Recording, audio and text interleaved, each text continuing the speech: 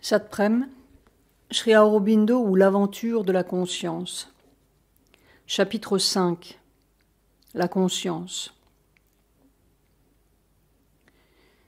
Un disciple de Sri Aurobindo, un jour, ayant une grave décision à prendre, avait écrit pour demander conseil. Or, quel ne fut pas son embarras lorsqu'il lui fut répondu de prendre sa décision au sommet de sa conscience.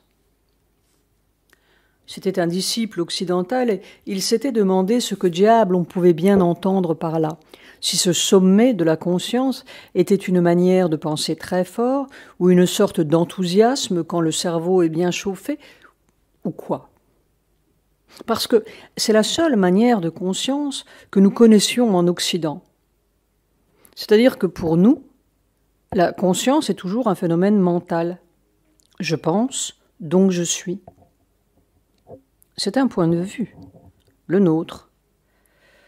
Nous nous plaçons au centre du monde et nous accordons le bénéfice de la conscience à qui partage notre manière d'être et de sentir.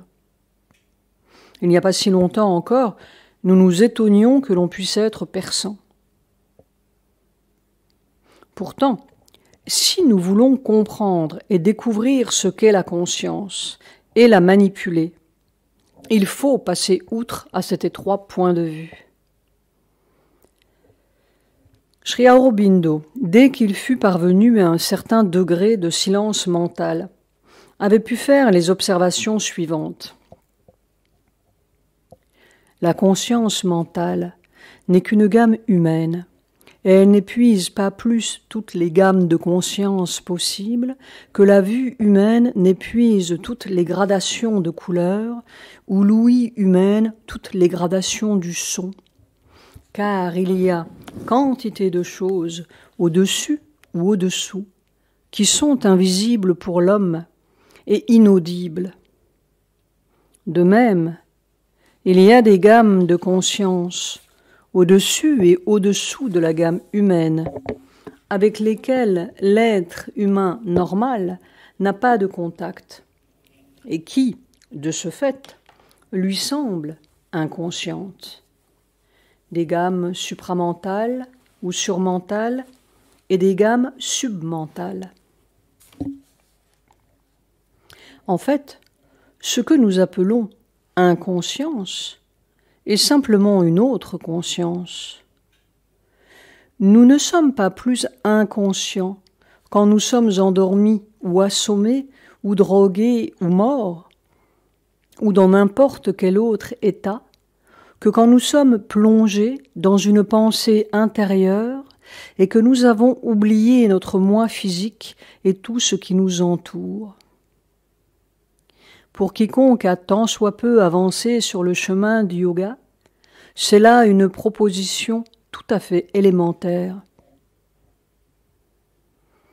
Et Sri Aurobindo ajoute « À mesure que nous progressons, et que nous nous éveillons à l'âme en nous et dans les choses, nous réalisons qu'il y a une conscience aussi dans la plante, dans le métal, qu'il y a une conscience dans l'atome, dans l'électricité, dans tout ce qui appartient à la nature physique. Nous découvrons même que ce n'est pas, à tous égards, un mode de conscience inférieur ou plus limité que le mental. Au contraire, dans beaucoup de formes dites inanimées, la conscience est plus intense, plus rapide, plus aiguë, bien que moins développée en surface. La tâche de l'apprenti yogi sera donc d'être conscient de toutes les manières, à tous les niveaux de son être et à tous les étages de l'existence universelle, pas seulement mentalement. D'être conscient en lui-même et dans les autres et dans les choses, dans la veille et dans le sommeil, et finalement d'apprendre à devenir conscient dans ce que les hommes appellent la mort, car selon que nous aurons été conscients dans notre vie, nous serons conscients dans notre mort.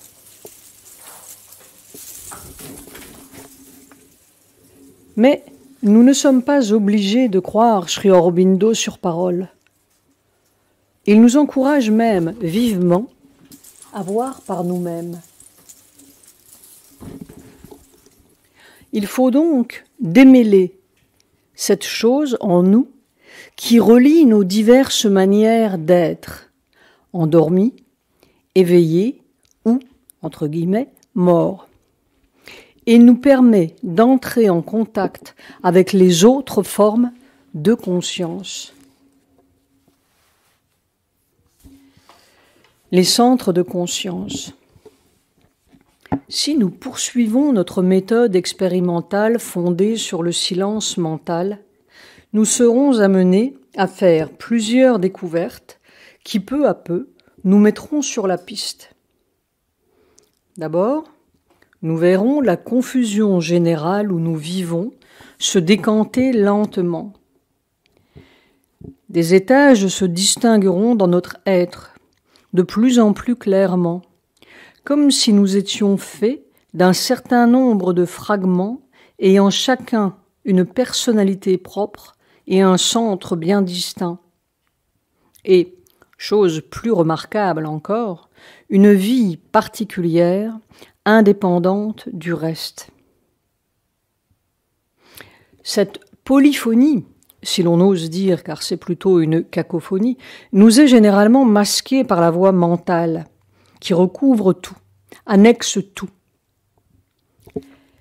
Il n'est pas un seul mouvement de notre être, à quelque niveau que ce soit, pas une émotion, pas un désir, pas un battement de paupières qui ne soit instantanément happé par le mental et recouvert d'une couche pensante. C'est-à-dire que nous mentalisons tout. Et c'est la grande utilité du mental au cours de notre évolution. Il nous aide à porter à notre surface consciente tous les mouvements de notre être qui, autrement, resteraient à l'état de magma informe, subconscient ou supraconscient. Il nous aide aussi à établir un semblant d'ordre dans cette anarchie et, tant bien que mal, coordonne tous ces petits féodaux dans sa suzeraineté. Mais du même coup, il nous voile leur voie et leur fonctionnement véritable. De la suzeraineté à la tyrannie, il n'y a qu'un pas. Les mécanismes surmentaux sont totalement obstrués, où ce qui réussit à filtrer des voies supraconscientes est immédiatement faussé, dilué, obscurci. Les mécanismes submentaux s'atrophient et nous perdons des sens spontanés qui furent très utiles à un stade antérieur de notre évolution et pourraient l'être encore. D'autres minorités se rangent dans la rébellion et d'autres accumulent sourdement leur petit pouvoir en attendant la première occasion pour nous sauter à la figure. Mais le chercheur qui a fait taire son mental commencera à distinguer tous ces états dans leur réalité nue, sans leur revêtement mental. Et il sentira à divers niveaux de son être des sortes de points de concentration, comme des nœuds de force, dotés chacun d'une qualité vibratoire particulière ou d'une fréquence spéciale. Mais nous avons tous eu, au moins une fois dans notre vie, l'expérience de vibrations diverses qui semblent s'irradier à différentes hauteurs de notre être. L'expérience d'une grande vibration révélatrice, par exemple, quand un voile semble se déchirer soudain et nous livrer tout un pan de vérité sans mots, sans qu'on sache même exactement en quoi consiste la révélation. Simplement, c'est quelque chose qui vibre et qui fait le monde inexplicablement plus large, plus léger, plus clair. Ou nous avons eu l'expérience de vibrations plus épaisses, des vibrations de colère ou de peur, des vibrations de désir, des vibrations de sympathie. Et nous savons bien que tout cela palpite à des niveaux différents, avec des intensités différentes.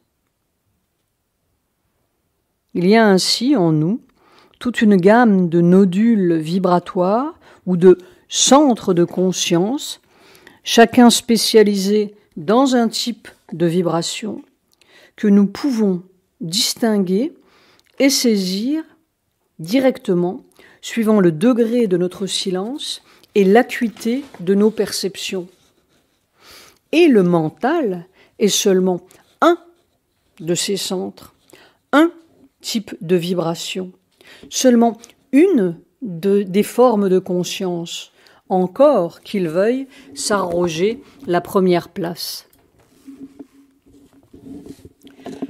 Nous ne nous étendrons pas sur la description de ces centres tels que la tradition en parle, mieux vaut voir soi-même que d'en parler, ni sur leur localisation.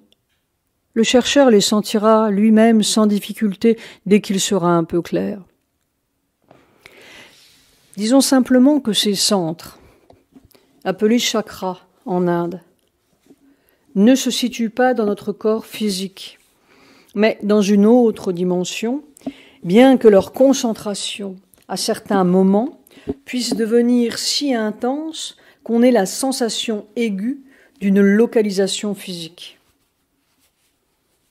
Certains d'entre eux, en effet, correspondent d'assez près aux différents plexus nerveux que nous connaissons, pas tous.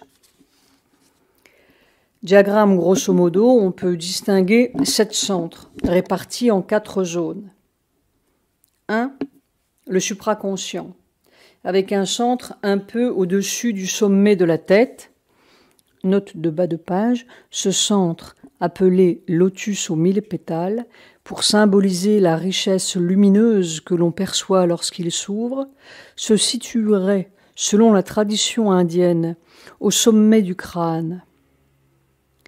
D'après Sri Aurobindo et l'expérience de beaucoup d'autres, ce que l'on perçoit au sommet de la tête n'est pas le centre même, mais la réflexion lumineuse d'une source solaire qui est au-dessus de la tête. Le supraconscient qui gouverne notre mental pensant et nous met en communication avec des régions mentales plus élevées, illuminées, intuitives, surmentales, etc. 2. Le mental, avec 2 centres. L'un, entre les sourcils, qui gouverne la volonté et le dynamisme de toutes nos activités mentales quand on veut agir par la pensée. C'est aussi le centre de la vision subtile, ou 3e œil, dont parlent certaines traditions. L'autre, à hauteur de la gorge, qui gouverne toutes les formes d'expression mentale. 3. Le vital, avec 3 centres. L'un à hauteur du cœur, qui gouverne notre être émotif, amour et haine, etc. Le 2e à hauteur du nombril, qui gouverne nos mouvements de domination, de possession, de conquête, nos ambitions, etc. Et un 3e, le vital inférieur, entre le nombril et le sexe, à hauteur du plexus mésentérique, qui commande les vibrations les plus basses, jalousie, envie, désir, convoitise, colère. 4. Le physique et le subconscient, avec un centre à la base de la colonne vertébrale, qui régit notre être physique et le sexe. Ce centre nous ouvre aussi, plus bas, aux régions subconscientes. Généralement, dans l'homme dit normal, ces centres sont endormis ou fermés, ou ne laisse filtrer que le tout petit courant nécessaire à sa mince existence. Il est, réellement, muré en lui-même et ne communique qu'indirectement avec le monde extérieur dans un cercle très restreint. En fait, il ne voit pas les autres ou les choses. Il voit lui-même dans les autres, lui-même dans les choses et partout. Il n'en sort pas. Avec le yoga, ces centres s'ouvrent. Ils peuvent s'ouvrir de deux manières, de bas en haut ou de haut en bas, suivant que l'on pratique les méthodes yogiques et spirituelles traditionnelles ou le yoga de Sri Aurobindo. À force de concentration, exercice, on peut, un jour, nous l'avons dit, sentir une force ascendante qui s'éveille à la base de la colonne vertébrale et monte de niveau en niveau jusqu'au sommet du crâne, avec un mouvement onduleux, tout à fait comme un serpent. À chaque niveau, cette force perce assez violemment le centre correspondant qui s'ouvre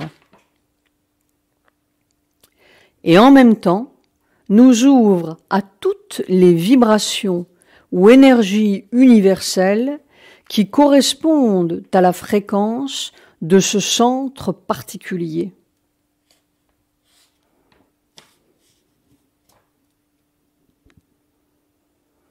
Avec le yoga de Sri Aurobindo, la force descendante ouvre très lentement, doucement, ces mêmes centres de haut en bas. Souvent même, les centres du bas ne s'ouvrent tout à fait que longtemps après. Ce processus a son avantage si l'on comprend que chaque centre correspond à un mode de conscience ou d'énergie universel. Si, du premier coup, nous ouvrons les centres du bas, vitaux et subconscients, nous risquons d'être submergés, non plus par nos petites histoires personnelles, mais par des torrents de boue universelle. Nous sommes automatiquement branchés sur la confusion et la boue du monde. C'est pourquoi d'ailleurs les yogas traditionnels exigent absolument la présence d'un maître protecteur. Avec la force descendante, cet écueil est évité et nous n'affrontons les centres du bas qu'après avoir déjà solidement établi notre être dans la lumière d'en haut, supraconsciente. Dès lors, une fois en possession de ces centres, le chercheur commence à connaître les êtres, les choses, le monde et lui-même dans leur réalité tels qu'ils sont, car ce ne sont plus des signes extérieurs qu'il attrape, plus des mots douteux, plus des gestes, plus toute cette mimique d'emmuré, ni le visage fermé des choses, mais la vibration pure qui est à chaque étage, en chaque chose, chaque être, et que rien ne peut maquiller. Mais notre première découverte est nous-mêmes. Si nous suivons un processus analogue que celui que nous avons décrit pour le silence mental, et que nous restions parfaitement transparents, nous nous apercevrons que non seulement les vibrations mentales viennent du dehors avant d'entrer dans nos centres, mais que tout vient du dehors. Vibration de désir, vibration de joie, vibration de volonté, etc. Et que notre être est comme un poste récepteur de haut en bas.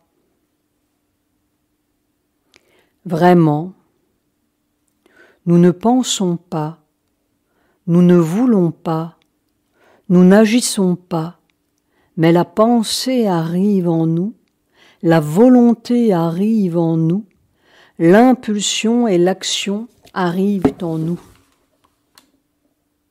Sri Aurobindo. Si nous disons « je pense donc je suis » ou « je sens donc je suis » ou « je veux donc je suis », nous sommes un peu comme l'enfant qui s'imagine que le speaker ou l'orchestre sont cachés dans la boîte à musique et que la radio est un organe pensant. Parce que tous ces jeux ne sont pas nous ou à nous et que leur musique est universelle.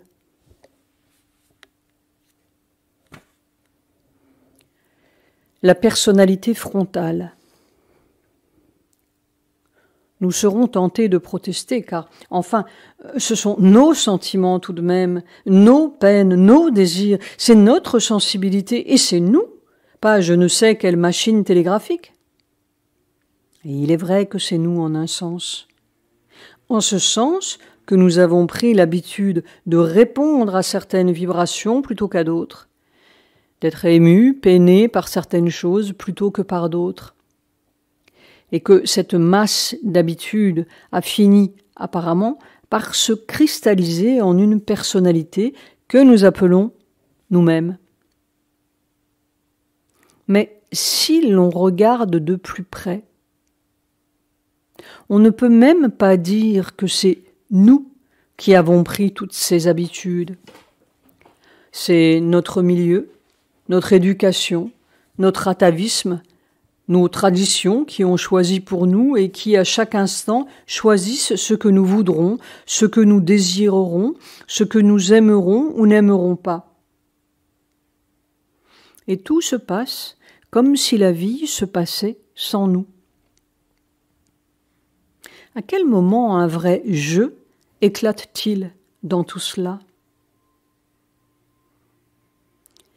La nature universelle, dit Sri Aurobindo, dépose en nous certaines habitudes de mouvement, de personnalité, de caractère, certaines facultés, certaines dispositions, certaines tendances. Et c'est cela que nous appelons nous-mêmes.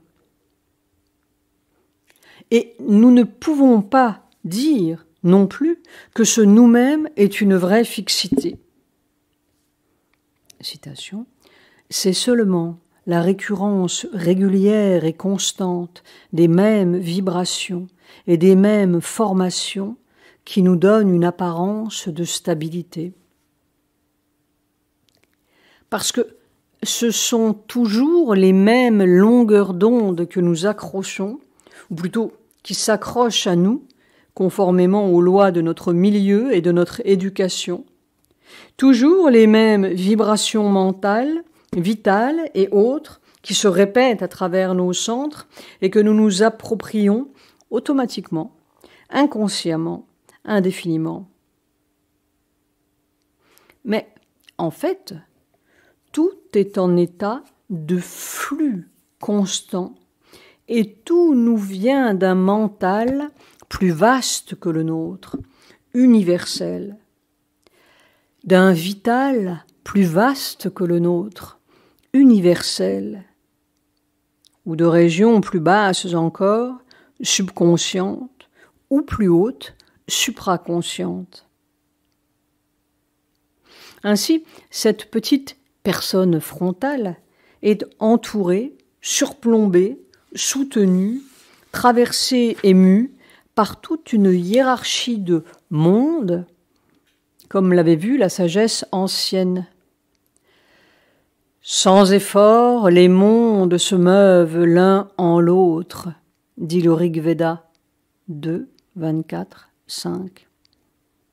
Ou, comme dit Sri Aurobindo, par une gradation de plans de conscience qui s'échelonnent sans interruption de l'esprit pur à la matière et qui sont en relation directe avec chacun de nos centres.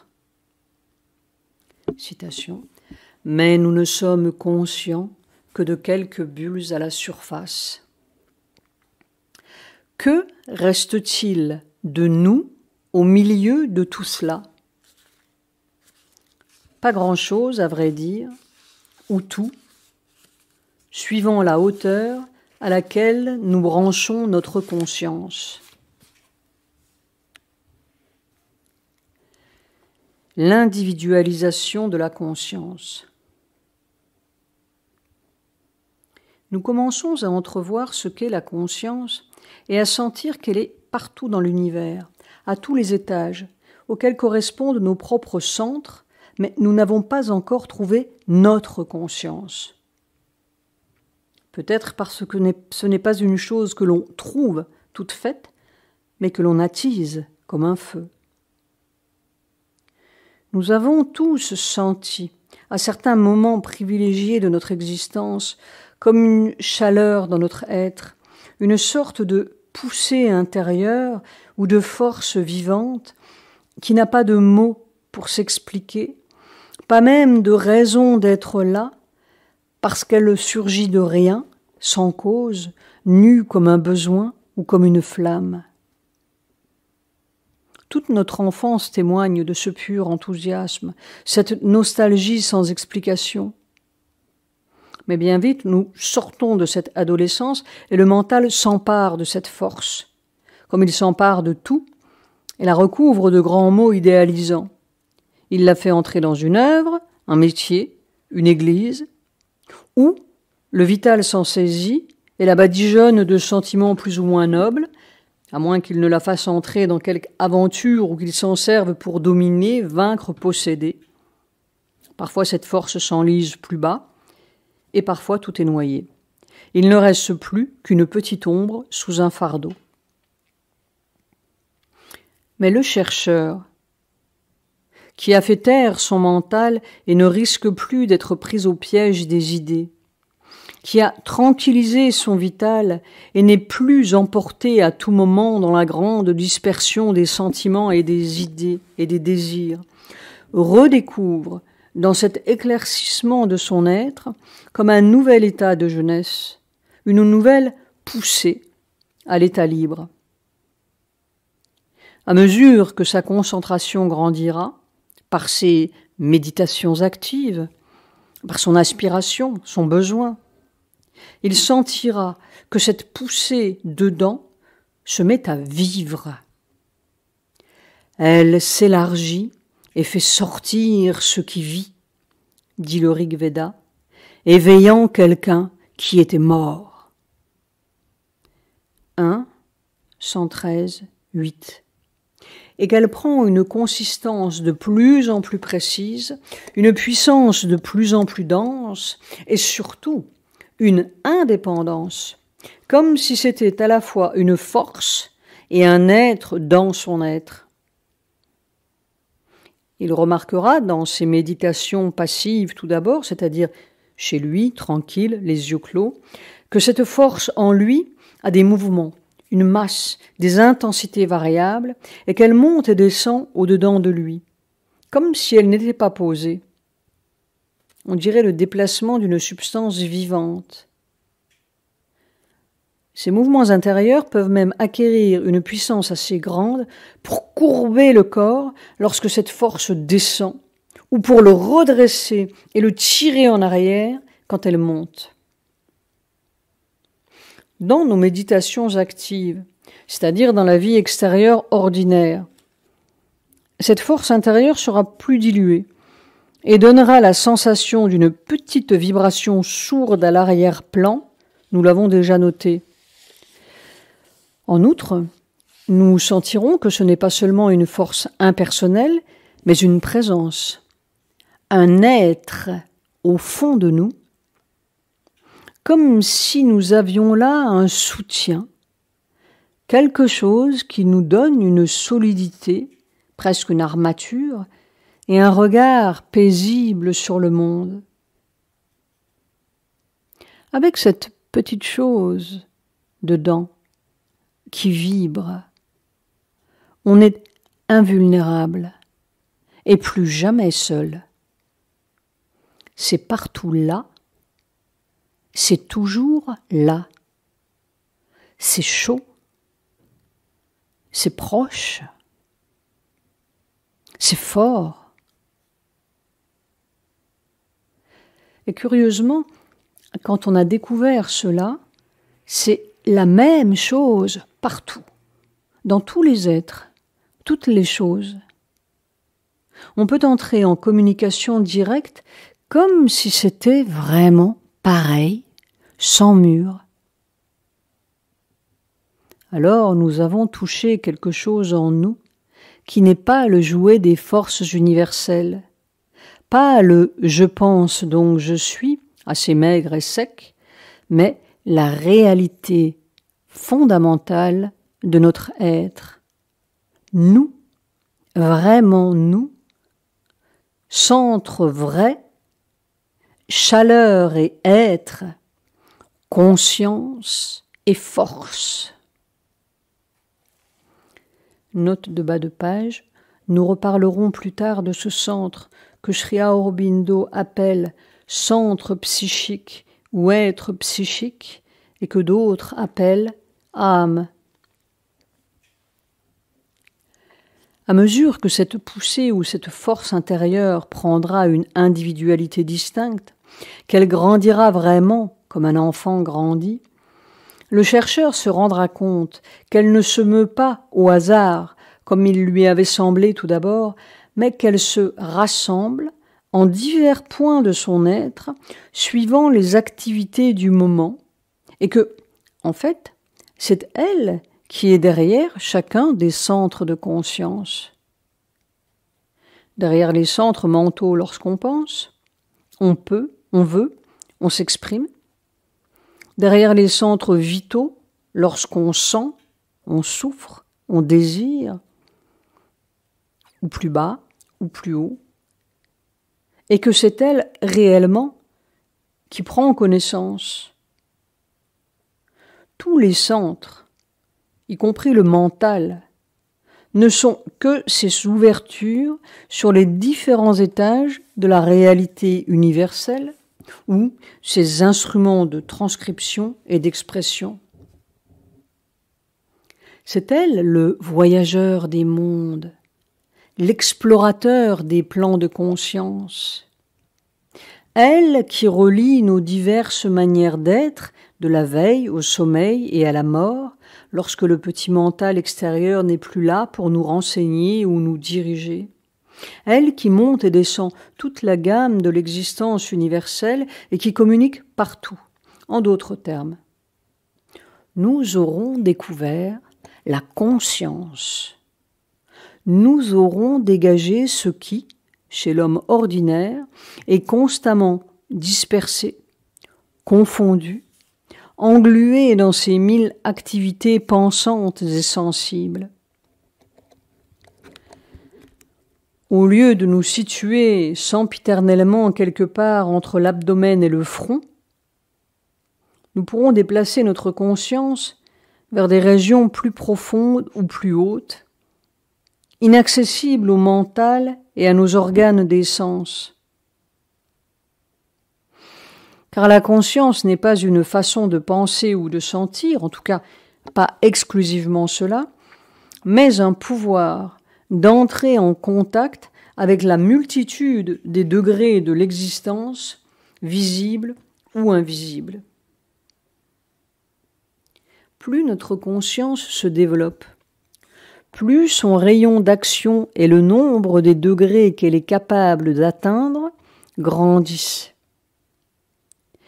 Et nous verrons que cette conscience est indépendante de ce qu'on pense, de ce qu'on sent, de ce qu'on veut avec notre petite personnalité frontale, qu'elle est indépendante du mental, du vital et même du corps, car dans certains états particuliers dont nous reparlerons, elle sort du corps et va se promener ailleurs pour faire des expériences.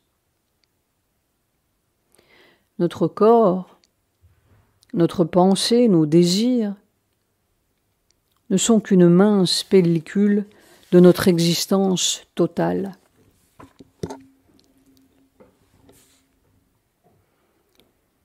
Conscience force, conscience joie. En découvrant la conscience, nous avons découvert que c'était une force. Le fait remarquable, même, est que l'on commence par percevoir un courant ou une force intérieure avant de s'apercevoir que c'est une conscience.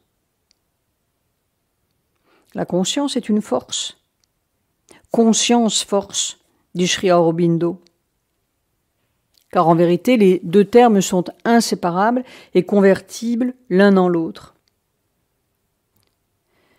La sagesse ancienne de l'Inde connaissait bien ce fait et ne parlait jamais de conscience, chit, sans y adjoindre le terme agni, chaleur, flamme, énergie, chit, agni.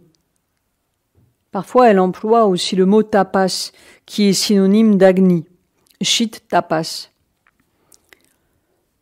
Le mot sanskrit qui désigne les diverses disciplines spirituelles ou yogiques est tapasya, c'est-à-dire ce qui produit de la chaleur ou de l'énergie, ou plus exactement de la conscience chaleur ou de la conscience énergie. Et cet agni, ou chit agni, est le même partout. Nous parlons de force descendante ou de force ascendante ou de force intérieure, ou nous disons la force mentale, la force vitale, la force matérielle, mais il n'y a pas 36 forces. Il n'y a qu'une force au monde, un seul courant unique qui passe en nous et en toutes choses et qui, suivant le niveau auquel il opère, se revêt d'une substance ou d'une autre. Notre courant électrique peut éclairer un tabernacle ou un bouge, une salle d'études, un réfectoire, et il ne cesse pas d'être le même courant, encore qu'il éclaire des objets différents. De même, cette force ou cette chaleur, Agni, ne cesse pas d'être la même, qu'elle anime ou éclaire notre retraite intérieure, notre usine mentale, notre théâtre vital, ou notre antre matériel. De niveau en niveau, elle se revêt d'une lumière plus ou moins intense et de vibrations plus ou moins lourdes, supraconscientes, mentales, vitales, matérielles. Mais c'est elle qui relie tout, anime tout. Elle, la substance fondamentale de l'univers, conscience, force, chit, agni.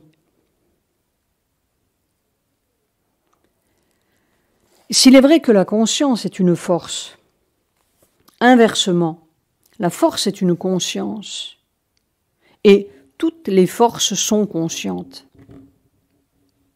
La force universelle est une conscience universelle. C'est ce que découvre le chercheur.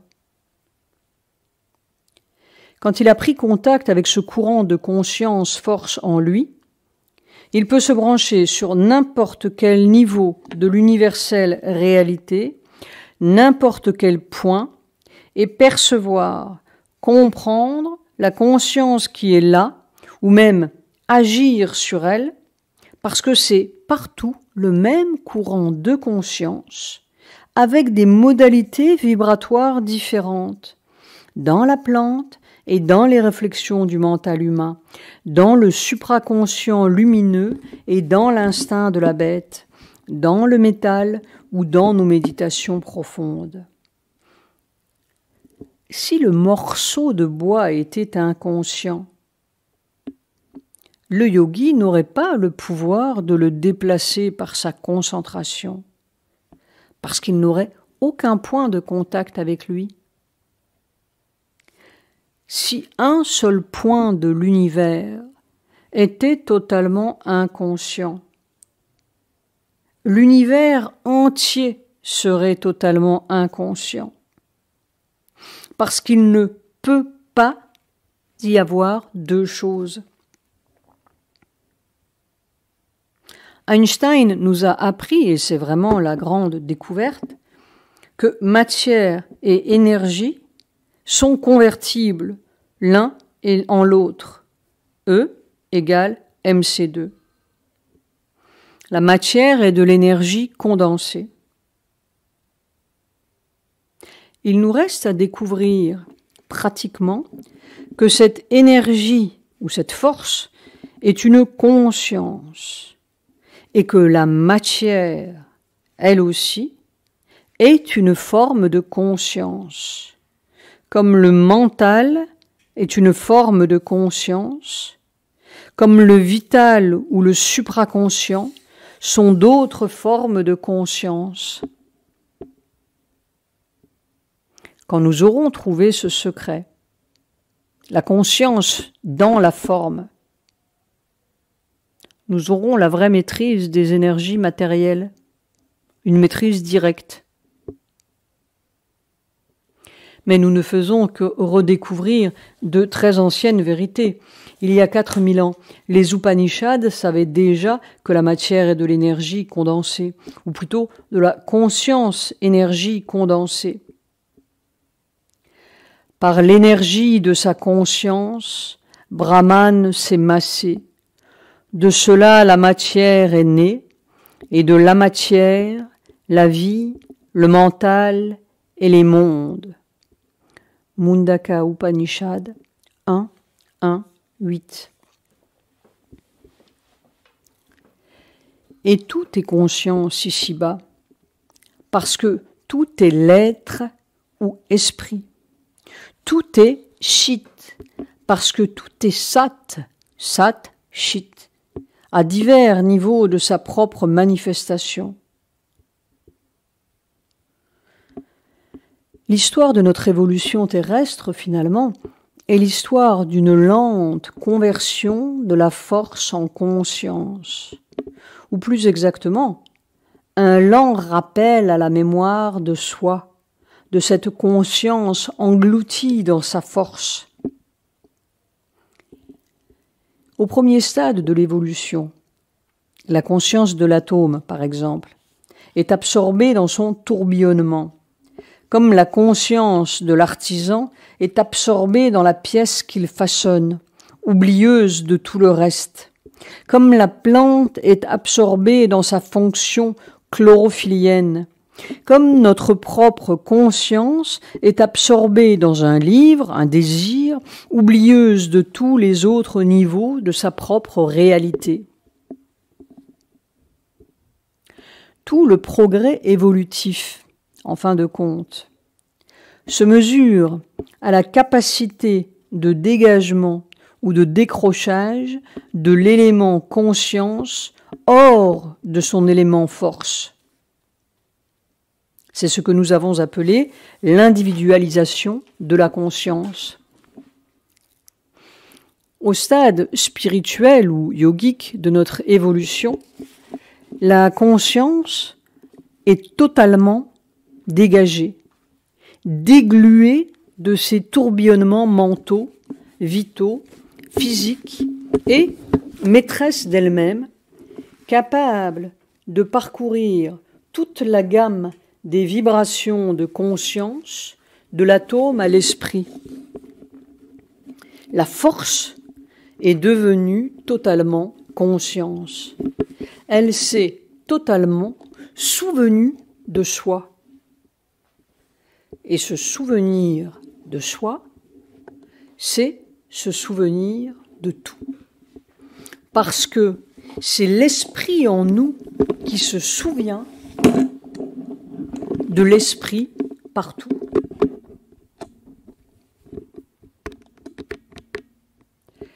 Simultanément,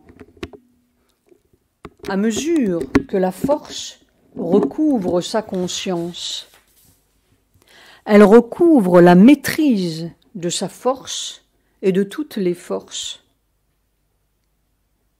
Car être conscient, c'est pouvoir. L'atome qui tournoie où l'homme qui suit sa ronde biologique et qui peine dans son usine mentale n'est pas le maître de sa force mentale, vitale ou atomique. Il tourne. Tandis qu'au stade conscient, nous sommes dégagés et maîtres. Alors, nous vérifions tangiblement que la conscience est une force, une substance, que l'on peut manipuler comme d'autres manipulent des oxydes ou des champs électriques.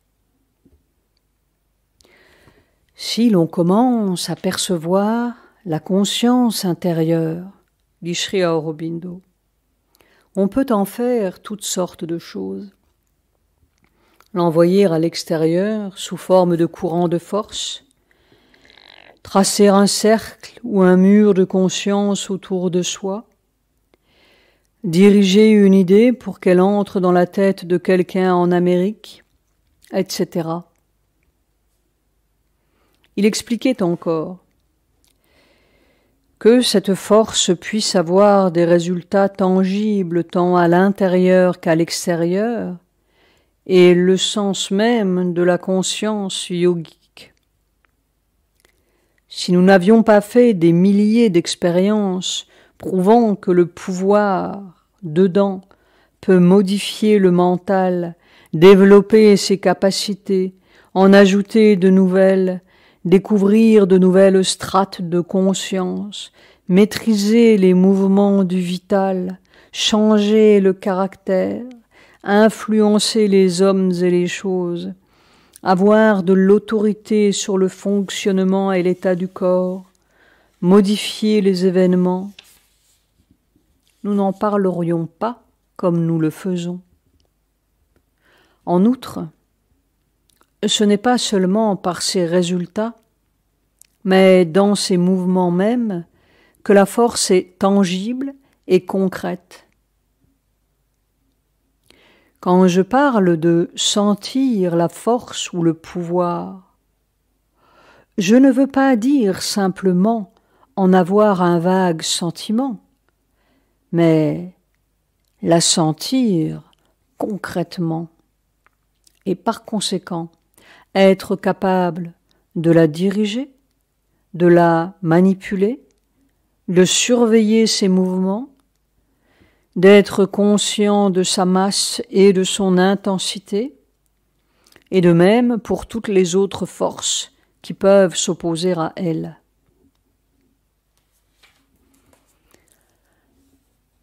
À un stade ultérieur, nous verrons que la conscience peut agir sur la matière et la transformer. Cette ultime conversion de la matière en conscience, et peut-être même un jour de la conscience en matière, est l'objet du yoga supramental dont nous reparlerons plus tard. Mais il y a bien des degrés du développement de la conscience-force, depuis le chercheur ou l'aspirant qui s'éveille tout juste à la poussée dedans jusqu'au yogi. Et même parmi ceux-ci, il y a bien des échelons. C'est ici que la vraie hiérarchie commence. Il est une ultime équivalence. Non seulement la conscience est force, non seulement la conscience est être, mais la conscience est joie, ananda. Conscience, joie, chit ananda. Être conscient, c'est la joie. Quand on a dégagé la conscience des 1000 vibrations mentales, vitales, physiques qui l'absorbent, on découvre la joie. Tout l'être est comme empli d'une masse de force vivante, comme un pilier bien formé, dit le Rig Veda 5.45, cristalline, sans mouvement, sans objet, conscience pure, force pure, joie pure. parce que c'est la même chose. Une joie solide, une substance de joie vaste, paisible, qui semble n'avoir ni commencement, ni fin, ni cause, qui semble être partout aussi, dans les choses, dans les êtres, leur fondation secrète et leur secret besoin de grandir. Personne ne veut quitter la vie parce qu'elle est là partout. Qui n'a besoin de rien pour être. Elle est irréfutablement, comme un roc à travers tous les temps, tous les lieux, comme un sourire derrière et partout. Toute l'énigme de l'univers est là. Il n'y en a pas d'autre. Un sourire imperceptible. Un rien qui est tout. Et toute cette joie,